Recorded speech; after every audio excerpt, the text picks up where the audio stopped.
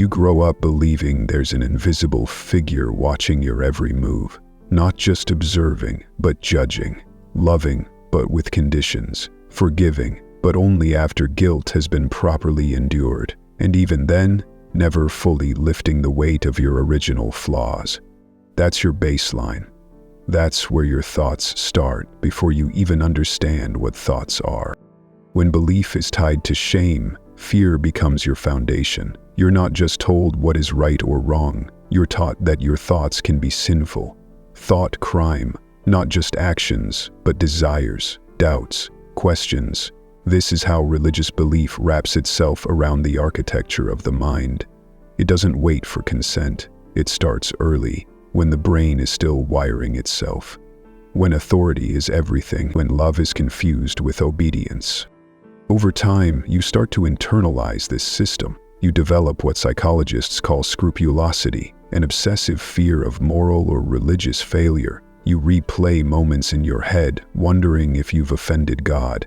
You ask for forgiveness not once, but a dozen times for the same thought. You develop intrusive worries that you are being tested, that you are failing, that you are already doomed. And because the rules are vague and shifting, you never feel safe. The very idea of safety becomes conditional, tied to purity, repentance, and self-denial. That chronic insecurity doesn't stay in a neat little corner of your brain. It leaks into your relationships, into your self-worth, into your choices. You start to feel that happiness itself is suspect, that peace might mean you're being spiritually lazy, that questioning might mean you're rebelling, that joy might be pride. These beliefs plant themselves deep. They become part of the way you interpret reality. Studies from institutions like the American Psychological Association have linked rigid religious beliefs with higher rates of anxiety, depression, and feelings of inadequacy, especially among individuals raised in conservative religious households. People in such environments often suppress parts of themselves to survive, whether it's sexuality, curiosity, anger, or simple human doubt. Suppression becomes second nature, and suppression is not silence. It is self-harm, psychological pressure applied inward. Some therapists refer to what's called religious trauma syndrome. It's not a recognized diagnosis in the DSM, but its symptoms are well documented. Nightmares about eternal punishment, panic attacks triggered by impure thoughts, chronic guilt even over mundane choices, deep trust issues, an inability to think independently without fear of consequences. People often leave religion but carry the residue of it for decades. The fear, the judgment, the language of self-attack, it lingers. And here's where it gets worse. Religion often discourages seeking mental health care. You're told to pray. You're told your anxiety is a lack of faith, that your depression is spiritual weakness, that your suicidal thoughts are demonic. Mental suffering becomes a moral failing. So instead of reaching out, you kneel. Instead of therapy, you confess. Instead of medical care, you repent. And while you spiral, you're congratulated for your devotion. The reward for suffering becomes more suffering. Now think about this structurally. A belief system that offers eternal salvation only after psychological submission is not a spiritual path. It's a psychological contract signed under duress. You are taught to distrust yourself, to doubt your own instincts, to view your body as a threat and your mind as a battlefield. Over time, the religion lives inside your voice, criticizing you with every step. You don't need a preacher anymore. The doctrine has become internalized. There's another dimension to this: control through fear of the afterlife. The idea of hell is not metaphorical for many. It's literal, constant, and unrelenting. The concept of burning forever becomes something a child is told before they can spell the word justice. What kind of framework begins with infinite punishment for finite behavior? That is psychological terrorism. It's trauma dressed as theology. And yet, this fear is celebrated, reinforced. You hear it in hymns. You see it in children's books. You're shown illustrations of joyful people in heaven while others scream in flames below.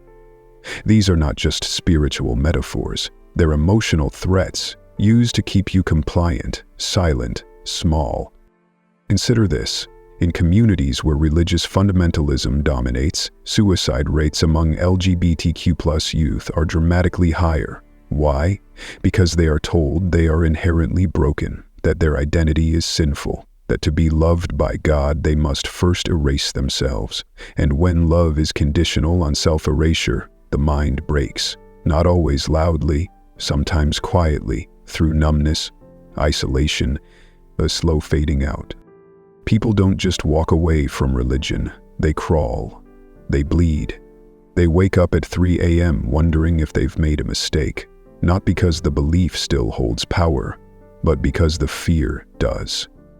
That's the invisible scar religious belief can leave. Even when rejected, it haunts. This is not an attack on culture or community, but belief systems that rely on guilt, fear, and suppression do not nourish mental health. They undermine it. They reward conformity and punish doubt.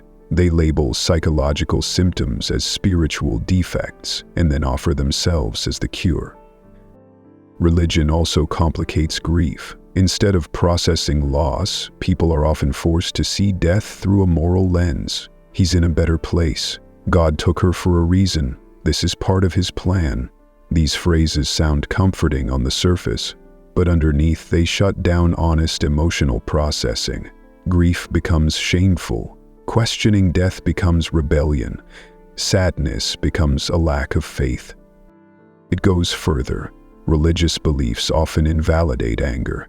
You're told to forgive everything, to love your enemies, to turn the other cheek, even in the face of abuse. This isn't just unrealistic, it's dangerous. People stay in toxic relationships. They accept manipulation. They confuse endurance with virtue, and they lose touch with their own boundaries. When forgiveness is seen as divine, resentment becomes evil. But resentment is a natural human emotion.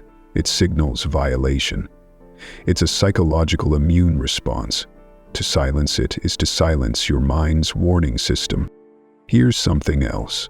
In religion, doubt is framed as a flaw, but in psychology, doubt is curiosity. It's a sign of cognitive growth, of emotional maturity. To question is not to rebel, it is to wake up. And yet, millions are told that doubt is weakness, that asking is sin, that the mind must bow, so they suppress the very tool that leads to growth. A healthy mind requires autonomy, freedom to think, explore, fall, and get back up. Religion, in many forms, interrupts that. It inserts surveillance into the imagination. It makes obedience the highest virtue, and in doing so, it breeds dependency, not just on a god, but on authority figures who claim to speak for that god. The result? A weakened self, a fragmented identity. People who leave religious environments often struggle with identity collapse. If your entire sense of self was defined by scripture, community, and tradition, walking away feels like falling into a void. But that's not a flaw in the person, that's a feature of the system. The belief was never meant to be just part of you, it was meant to be you, so when you remove it, you have to rebuild. That rebuilding is painful, but it is honest, and it is healing. True mental health doesn't come from submission.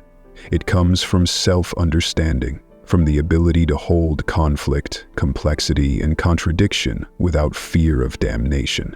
It comes from trusting your own thoughts without the need to apologize for them. It comes from being able to say, "I don't know," without feeling like a heretic. Freedom is not just political, it's psychological, and religious belief, when weaponized, takes that freedom and calls it rebellion. It replaces your internal compass with a book, a preacher, a voice that's not your own. It tells you how to think, what to feel, who to be. But the mind is not made for cages, even gilded ones. The mind is made to wander, to fall and get up again. And when a belief system punishes that, it doesn't protect your soul, it poisons your psyche.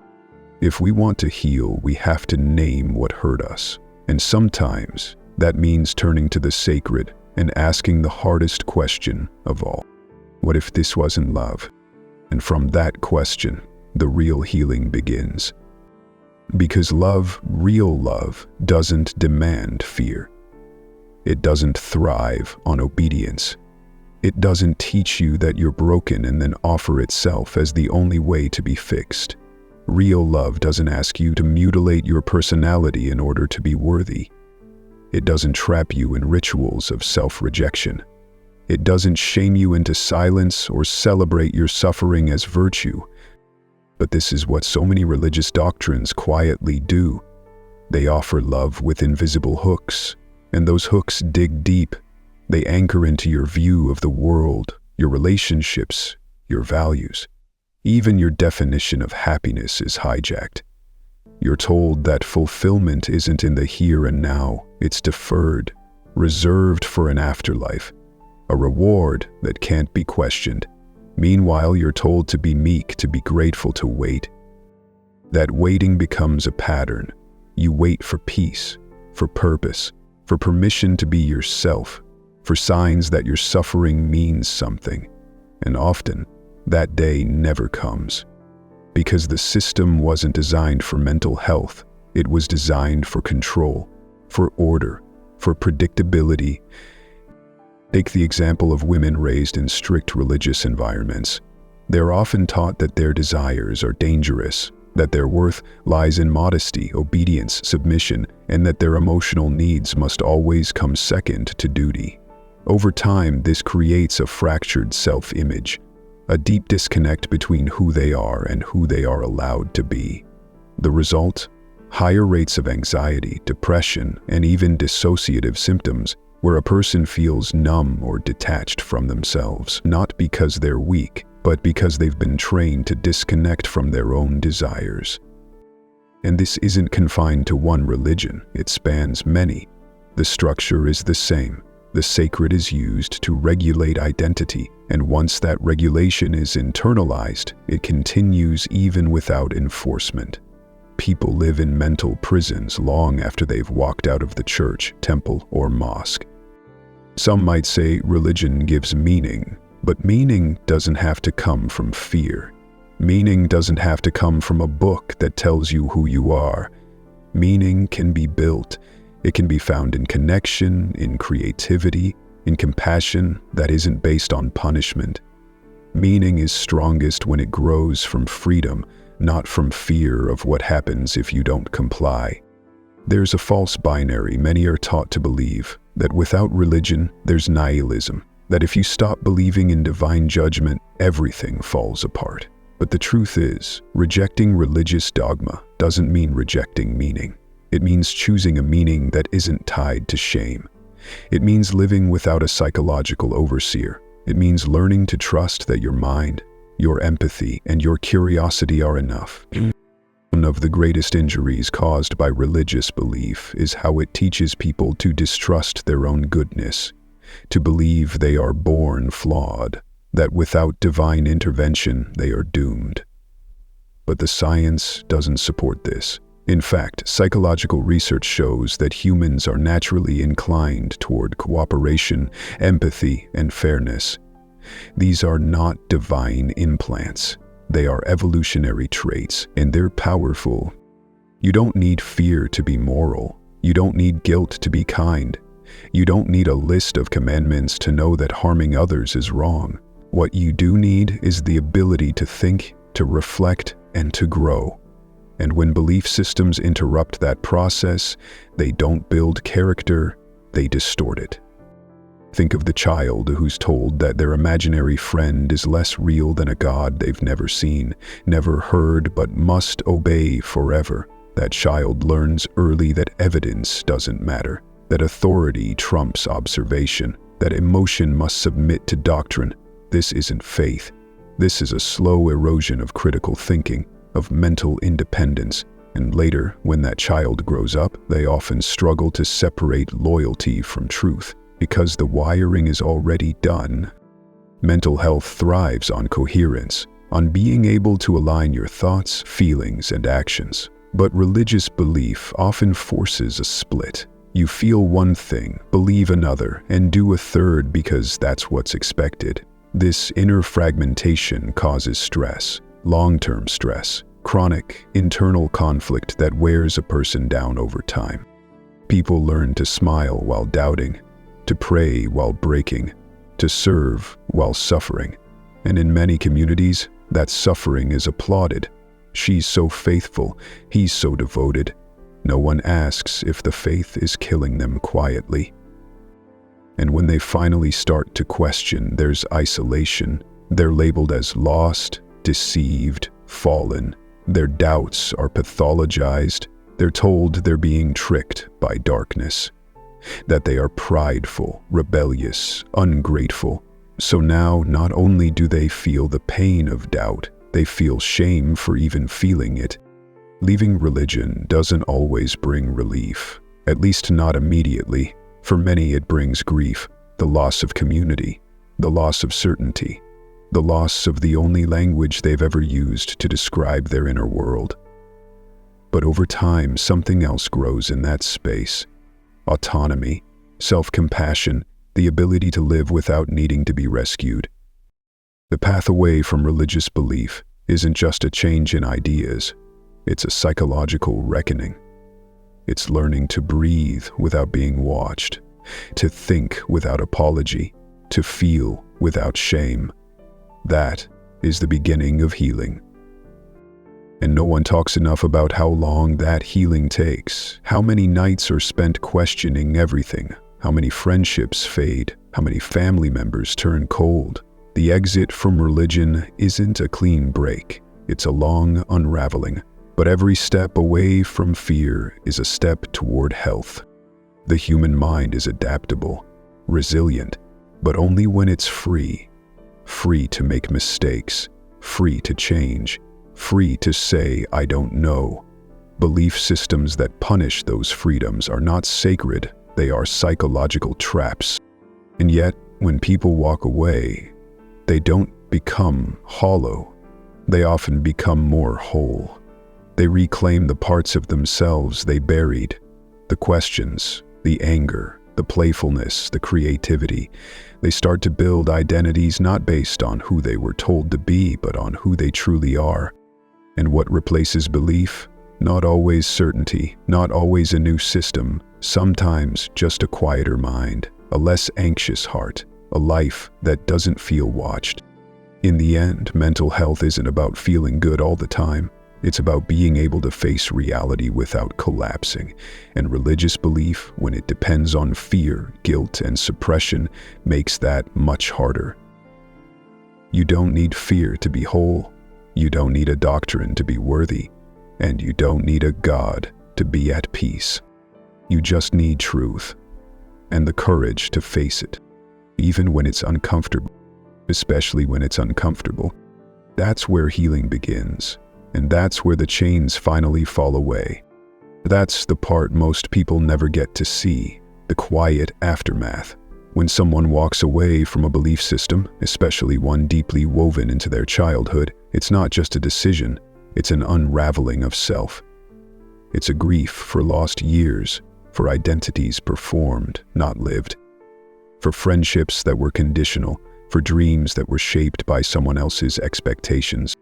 But it's also where growth begins, not the kind that earns applause in church or approval from elders, but the internal kind, the kind that comes with doubt, with silence, with learning how to trust your own eyes after years of being told to look away from reality and toward dogma. There's a term used in therapy, cognitive dissonance. It describes the mental stress caused when your beliefs don't match your experiences. Religion often builds this dissonance into daily life. You're told God is love, but you see suffering and injustice everywhere. You're told you're free, but only if you obey. You're told you're saved, but constantly reminded how unworthy you are. That stress doesn't just sit in the mind, it affects the body. Constant guilt, fear of hell, shame over natural desires. These things trigger a physiological stress response. Elevated cortisol, sleep disruptions, weakened immunity. Studies in psychosomatic medicine have shown that chronic exposure to fear-based ideology can increase the risk of developing depression, anxiety disorders, and even somatic symptoms like chronic pain and fatigue. And when you try to talk about it, you're often told it's not the religion, it's you. That your faith isn't strong enough, that you're not praying right, that you're misunderstanding the teachings. So the cycle continues. You feel pain, then guilt for feeling pain. You question, then feel shame for questioning. Eventually, people learn to hide their distress. They smile in public. They perform piety. They participate in rituals that no longer make sense to them. Because not doing so comes with a cost. Social exclusion, family rejection, sometimes violence. Especially in communities where belief is the foundation of everything. Religion is often praised for giving people community, but a community that demands conformity in exchange for love is not a sanctuary, it's a transaction, and it comes with psychological strings. Conditional acceptance is not support, it's pressure with a friendly face. Even rituals, which are often defended as grounding or meaningful, can become triggers. For someone recovering from religious trauma, entering a sacred space can induce panic. Hearing certain hymns or prayers can bring flashbacks. Smelling incense or hearing familiar phrases can stir up buried fear. These responses are not weakness, they are evidence of the deep psychological footprint left behind. And it doesn't end with the individual. Religious belief shapes parenting styles. Discipline becomes tied to divine punishment. Emotional expression is sometimes framed as sin. Children are taught not to listen to their feelings, but to submit to authority. Over time, they lose the ability to distinguish between external rules and internal values. They grow up seeking approval instead of understanding. This creates adults who are disconnected from themselves, who don't know how to feel anger in healthy ways, who mistake obedience for love, who carry an inner critic that sounds an awful lot like a pastor. That internalized voice doesn't leave on its own. It has to be unlearned, deconstructed, replaced. That's the work no one warns you about. The long, slow rebuilding of an inner voice that speaks with kindness instead of condemnation, that says you are enough without needing a reason, that sees mistakes as part of growth, not signs of damnation. This is why mental health professionals are increasingly recognizing the need for religious trauma-informed care. A growing number of therapists now specialize in helping people transition out of high-control belief systems. They understand that healing isn't just about rejecting dogma, it's about rebuilding identity. It's about learning to sit with uncertainty without spiraling. It's about reconnecting with your own authority. Because that's what's taken from you in many religious systems, your authority. You're told you can't trust your own thoughts, your own morality, your own instincts. You need a book, a leader, a divine guide, and without it, you're lost. But here's the truth. We are not born broken. We are not born guilty. We are born with minds designed to question, to explore, to seek connection. We are not defective. We are human. And human beings deserve more than salvation through self-denial. We deserve a life where peace isn't conditional, where love isn't threatened, where meaning doesn't require submission. So many people are quietly walking away. They don't always post about it. They don't announce it. They just stop showing up. And slowly, they start to breathe, to notice what freedom feels like. At first, it feels like fear, because that's what they were told would happen. But after the fear fades, it becomes something else. It becomes clarity, calm, the ability to think without flinching, to laugh without guilt, to cry without shame, to live without a script. Some will say you've lost your faith, but what you've really done is found your mind. And that is not a loss. That is liberation.